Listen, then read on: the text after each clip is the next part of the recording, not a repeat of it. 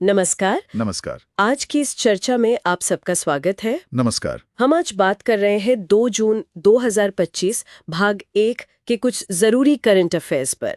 ये विश्लेषण जैसा हम हमेशा करते हैं, खास तौर पर यूपीएससी की तैयारी करने वालों के लिए है। और हाँ, ये भी ध्यान रखें कि शायद कुछ विषय पहले सुने हुए लगें, तो उन्हें आप एक रिवीजन की तरह ले सकते हैं। बिल्कुल।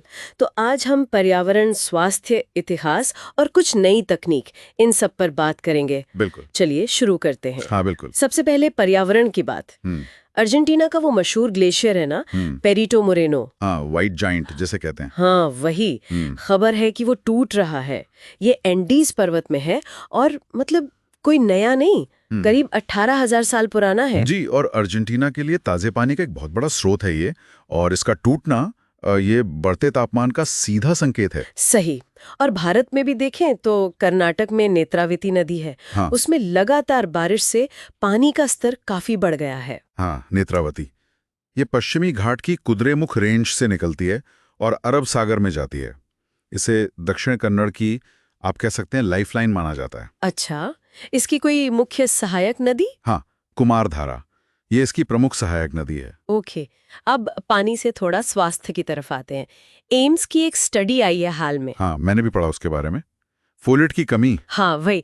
उत्तर भारत के सरकारी स्कूलों में लगभग 41% शहरी किशोरों में फोलेट यानी विटामिन B9 उसकी कमी पाई गई है। ये उनके विकास को मतलब प्रभावित कर सकती है। ये आंकड़ा चौंकाने वाला है, 41%, और वो भी शहरी किशोरों में। फोलेट बहुत जरूरी है, खासकर लाल रक्त कोशिकाओं के बनने और सेल ग्रोथ के लिए। हरी सब्जियां, फलियां, खट्टे फल, इन सब में मिलता है। सही कहा।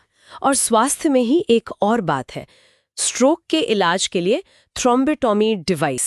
अच्छा। हाँ, उसके स्वदेशी विकास के लिए टेक्नोलॉजी डेवलपमेंट बोर्ड मतलब TDB ने फाइनेंशियल मदद की घोषणा की है, खून के थक्के हटाने वाली डिवाइस। अरे वाह, ये तो बहुत बढ़िया कदम है। भारत में ही ऐसी एडवांस्ड मेडिकल डिवाइस बनना, ये आत्मनिर्भरता की दिशा में एक अच्छी पहल है। बिल्कुल। और देखिए, एक तरफ ये आधुनिक तकनीक है, दूसरी तरफ हम अपने इतिहास को भी खोद रहे हैं। ASI मतलब भारतीय पुरातत्व सर्वेक्षण, हाँ।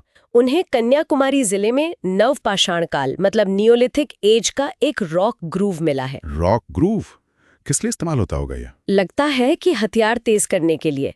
नवपाषाण काल या नया पाषाण युग, ये करीब 10,000 ईसा पूर्व शुरू हुआ था ना? जी हाँ, बिल्कुल।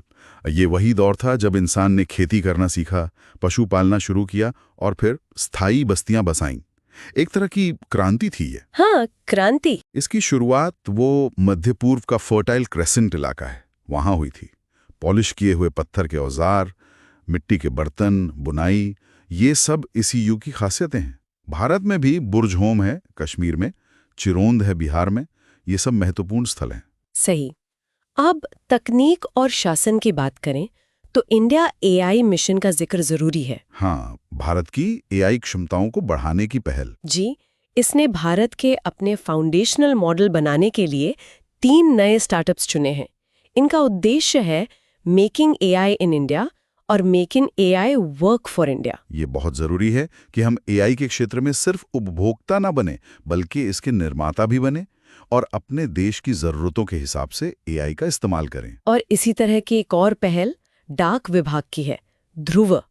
ध्रुव, ये क्या है? ये है digital hub for reference and unique virtual address, मतलब एक डिजिटल पता नीति।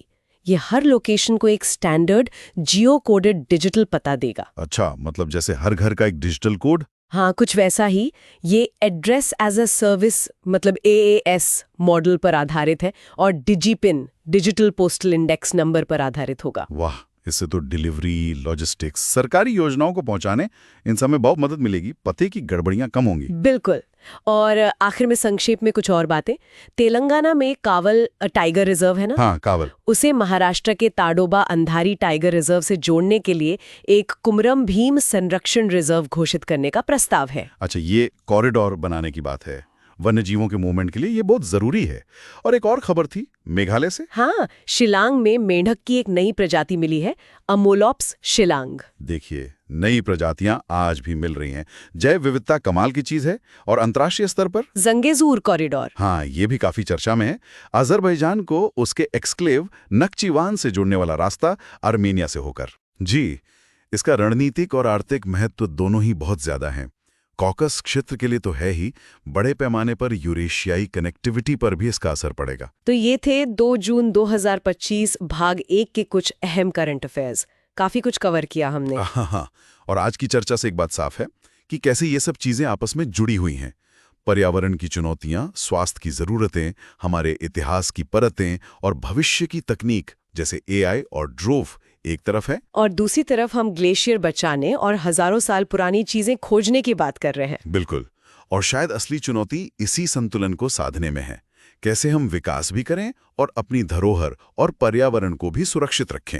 ये सोचने वाली बात है। निश्चित रूप से। उम्मीद है ये चर्चा जानकारीपूर्ण रही होगी। अगर आपको ये विश्लेषण पसंद आया तो कृपया लाइक करें और सब्सक्राइब करें। धन्यवाद। धन्यवाद।